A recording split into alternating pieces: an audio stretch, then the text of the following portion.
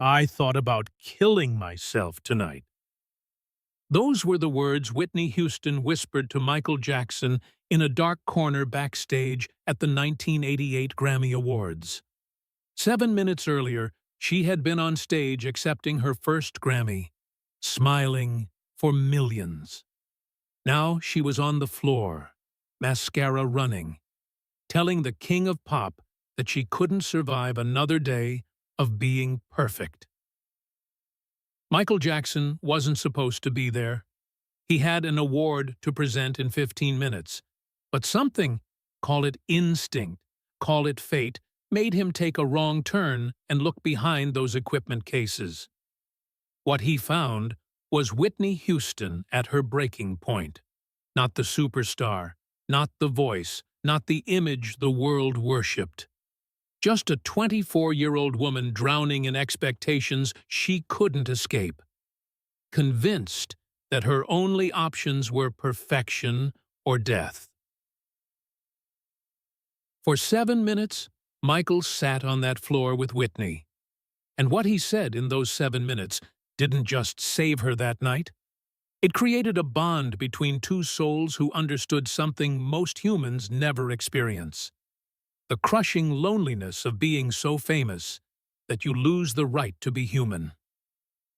Neither of them ever publicly discussed that conversation, but Whitney told her mother about it years later, calling it the night Michael saved my life. And Michael mentioned it to his therapist shortly before his death in 2009, saying it was the moment I realized we were all suffering in silence. 21 years later, both of them would be dead, both destroyed by the same pressures they talked about that night, both mourned by millions who never knew how badly they were hurting. But that night, in 1988, they saved each other. If you're ready to discover what Michael and Whitney said in that backstage corner, how their secret friendship shaped both their lives, and why their connection exposes the deadly cost of fame that Hollywood doesn't want you to see, hit that like button right now, subscribe to this channel, and turn on notifications because this story will change how you see celebrity forever. And leave a comment telling us, have you ever felt the pressure to be perfect when you were breaking inside? Because Michael and Whitney's story is about to show you that you're not alone. Let's go back to February 2nd, 1988. The night two icons met in the darkness. To understand why that backstage moment was so significant, you need to understand where both Michael and Whitney were in 1988. Michael Jackson was 29 years old and already breaking. He had been famous since he was 5. 24 years of global attention. 24 years of cameras. 24 years of being studied, analyzed, and picked apart by millions. Thriller had made him the biggest star in human history. But that success came with a price nobody talks about. People think fame is glamorous, Michael once said in a rare honest interview, but fame is a prison. You become this thing that everyone wants a piece of, and the more they take, the less of you remains. Until one day, you look in the mirror, and you don't recognize the person looking back. By 1988, Michael couldn't leave his house without disguises. He couldn't go to a store. He couldn't have a normal conversation with a stranger. Every relationship was complicated by his fame. Every friendship was questioned. Do they love me or Michael Jackson, the brand? I would sit in my room at Neverland, Michael later told his therapist, and I would feel so lonely it physically hurt. Surrounded by thousands of people who worked for me, millions who claimed to love me, but completely alone because nobody knew the real me. Nobody was allowed to know the real me. The pressure to follow Thriller was crushing. The industry expected another masterpiece. The fans expected perfection. The media expected him to be more famous, more talented, more extraordinary with every project. When you're that successful, Michael explained, You stop being human. You become a symbol, a product. And products don't get to have bad days. Products don't get to be tired or scared or uncertain. Products just have to perform.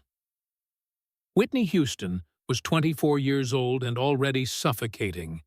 She had exploded onto the scene in 1985. 3 years later, she had conquered the world.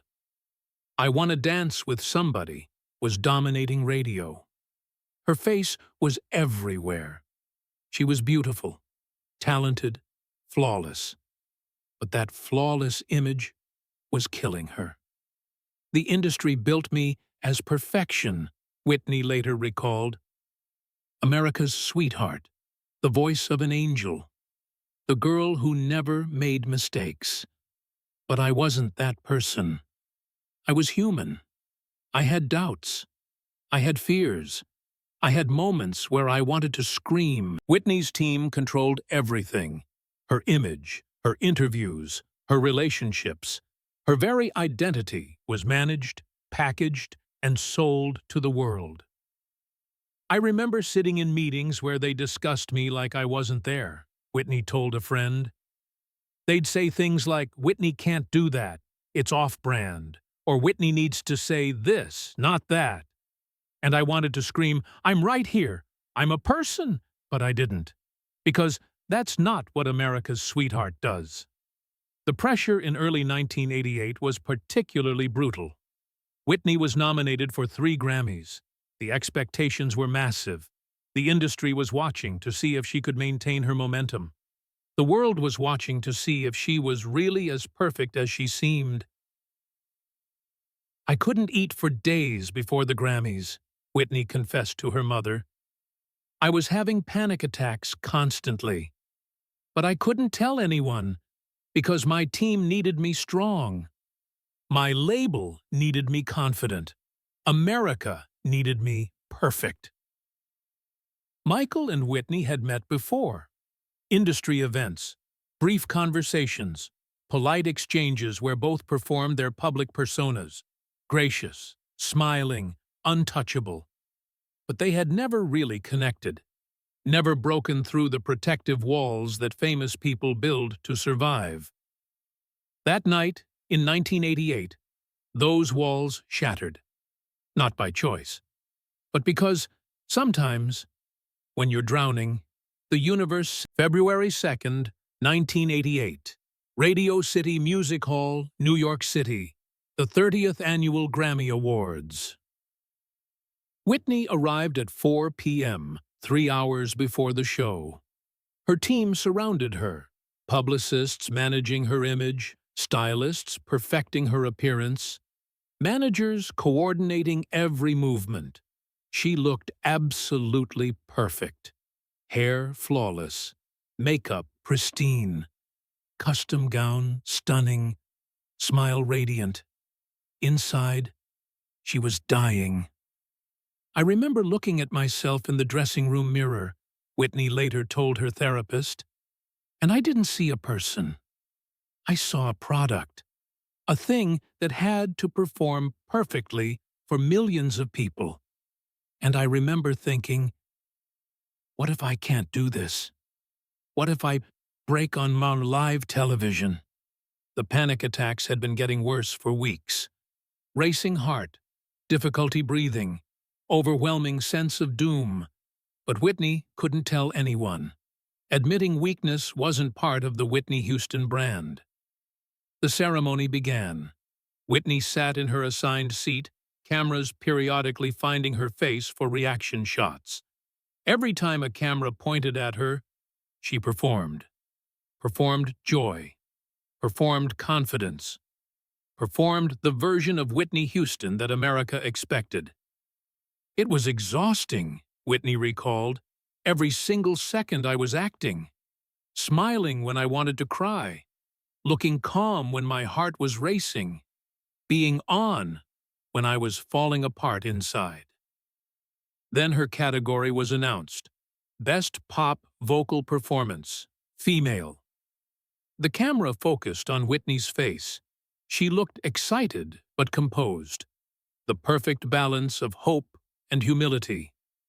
And the Grammy goes to Whitney Houston, I Wanna Dance with Somebody.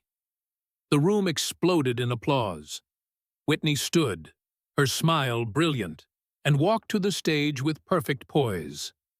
She accepted the award from the presenter, approached the microphone, and delivered a gracious, heartfelt speech, thanking everyone who made her success possible. Every word had been prepared. Every gesture had been practiced. Whitney Houston, the product performed flawlessly. But the moment she walked off stage, something inside her broke.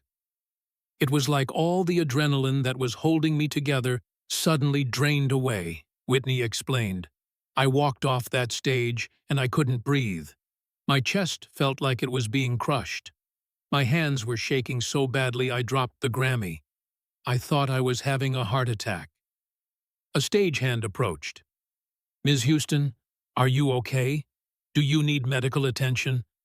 Whitney's programming kicked in immediately. Smile. Compose yourself. Never let them see you break. I'm fine, Whitney said, her voice steady despite the panic consuming her. Just need a moment. She found a dark corner behind equipment cases, far from the celebration, far from the cameras, far from anyone who might see Whitney Houston being anything less than perfect. And she collapsed. I sat on that floor, and I cried so hard I thought I would die, Whitney recalled. All the pressure, all the fear, all the weight of being perfect, it exploded out of me. And the thoughts that came, they were dark. Really dark. That's when she heard footsteps. Whitney froze, terror flooding through her. Someone was coming. Someone would see her like this. Someone would witness Whitney Houston falling apart. The footsteps stopped. For a moment, there was silence. Then a soft voice. Whitney? She looked up and saw Michael Jackson standing there, concern etched on his face. Of all people, the king of pop, the biggest star in the world, the one person whose judgment would destroy her.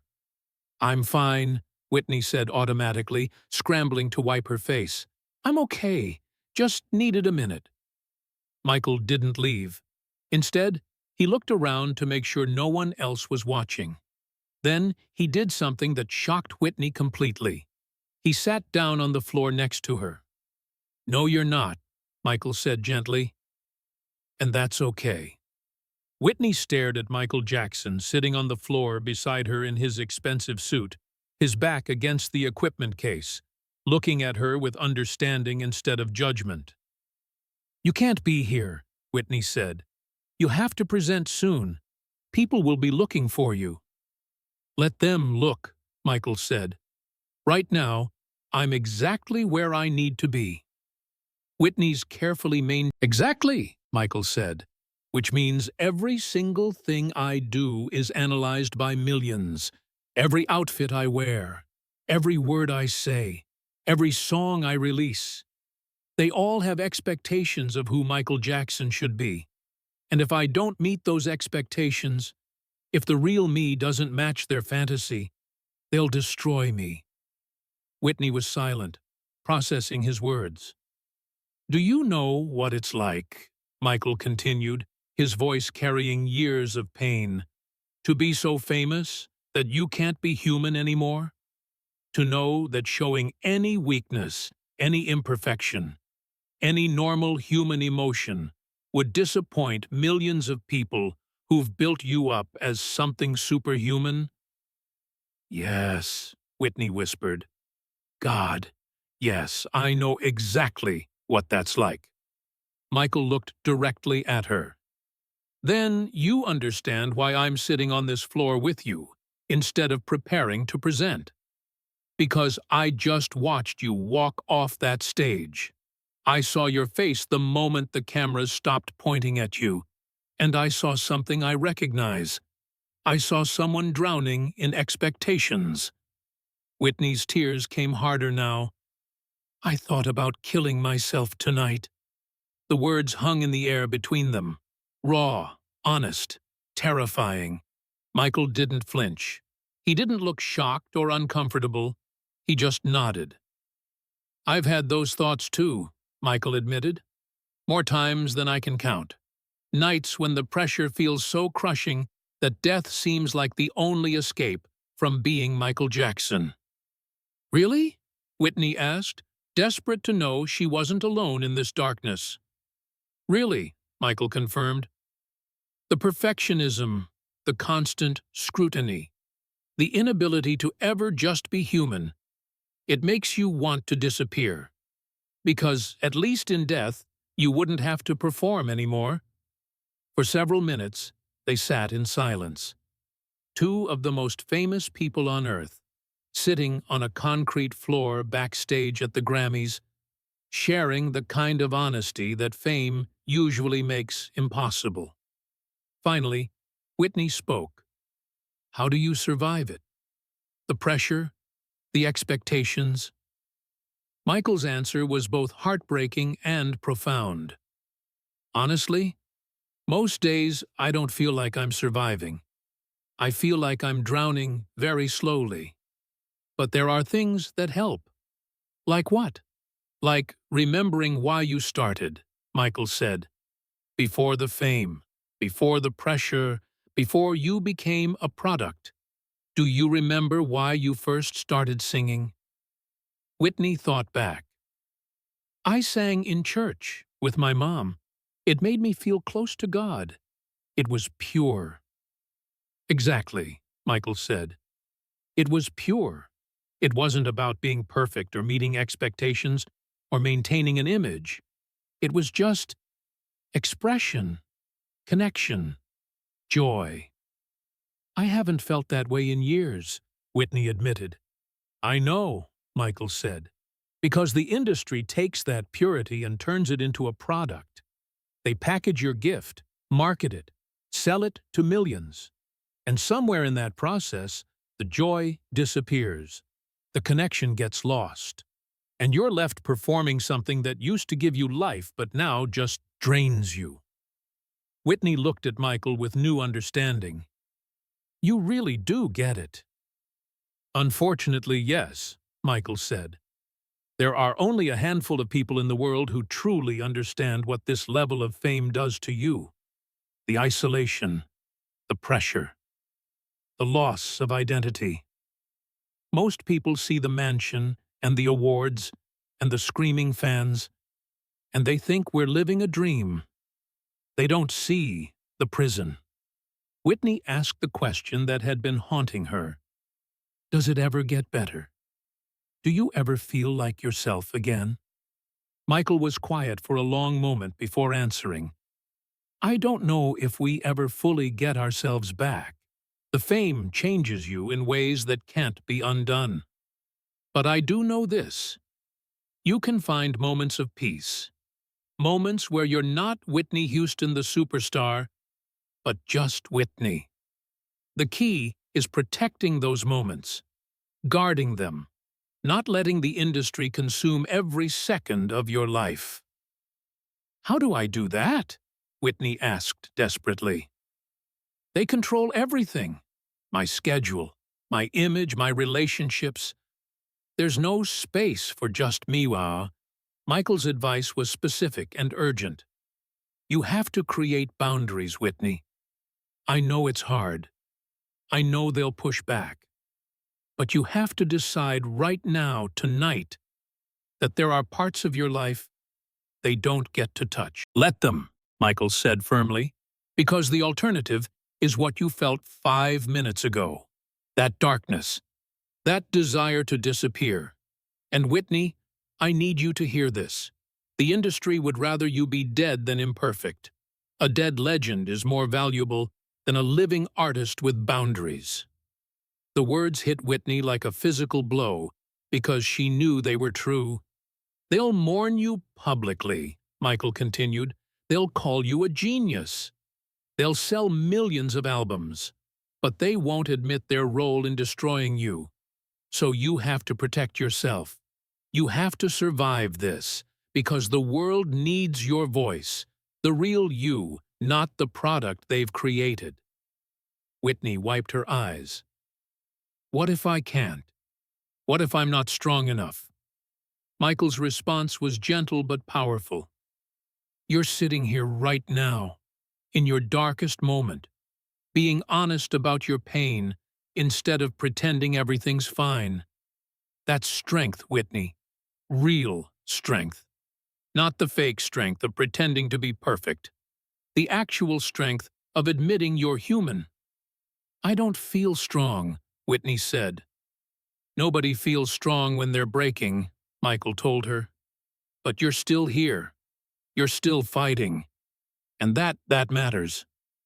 They sat together for another few minutes, not talking, just being present with each other. Two isolated souls finding unexpected connection in shared understanding. Finally, Michael stood and offered Whitney his hand. "Come on," he said. "Let's get you cleaned up. You've got people waiting for you." Whitney took his hand and stood. "Michael?" "Yeah?" "Thank you for seeing me. The real me, not the image." Michael smiled. A real smile. Not the performance smile he showed cameras. "We have to see each other, Whitney, because nobody else can. Nobody else understands what this is like. So when you're drowning, you call me. And when I'm drowning, I'll call you. Deal?" "Deal," Whitney said. "And Whitney," Michael added as they walked toward the hallway, "what you felt tonight, those dark thoughts, they're a warning sign. Promise me you'll talk to someone, a therapist, someone who can help you process this pressure." "I promise," Whitney said.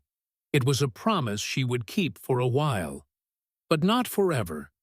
Just like Michael's own promises to take care of himself would eventually break under the weight of fame, neither of them could escape.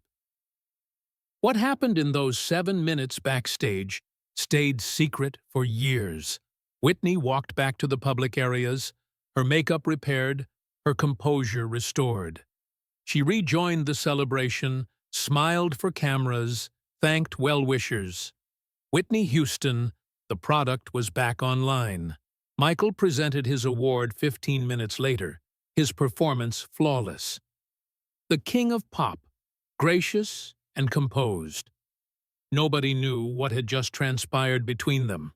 Nobody knew that Michael Jackson and Whitney Houston had just formed a bond that would sustain them both through their darkest years. But from that night forward, they were connected. After the Grammys, Michael and I started talking regularly, Whitney later told her mother. Not about music or business, about survival, about how to stay human in an industry that wants you to be a product, about the pressure we both felt. They would call each other late at night when the loneliness became too much, when the pressure felt crushing, when they needed to talk to someone who actually understood. Nobody knew about our friendship, Whitney's assistant later revealed. It was private, sacred.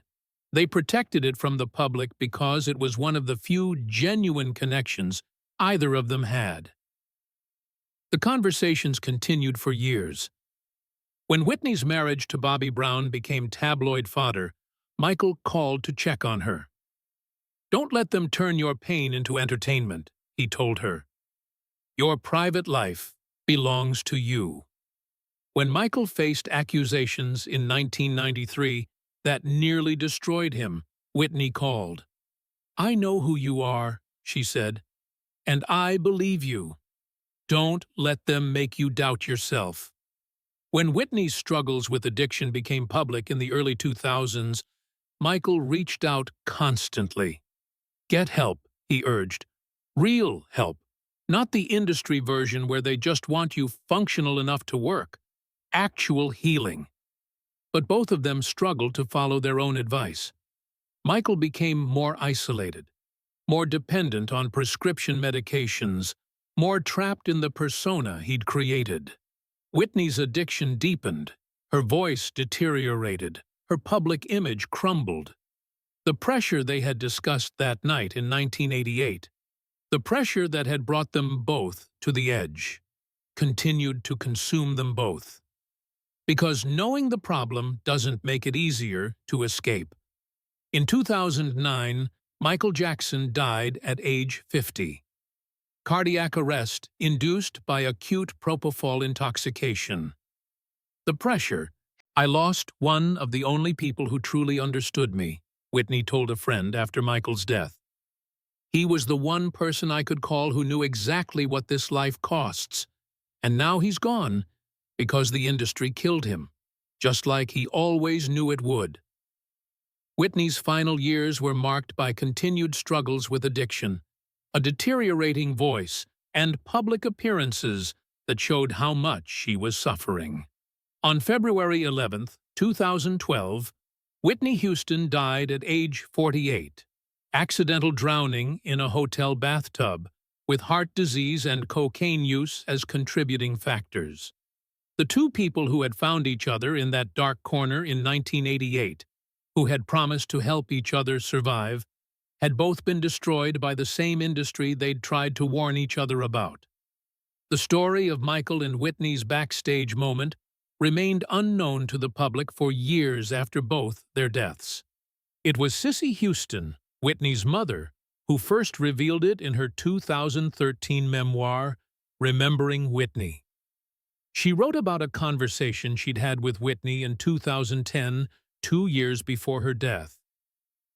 Whitney told me about the night Michael found her backstage at the Grammys, Cissy wrote.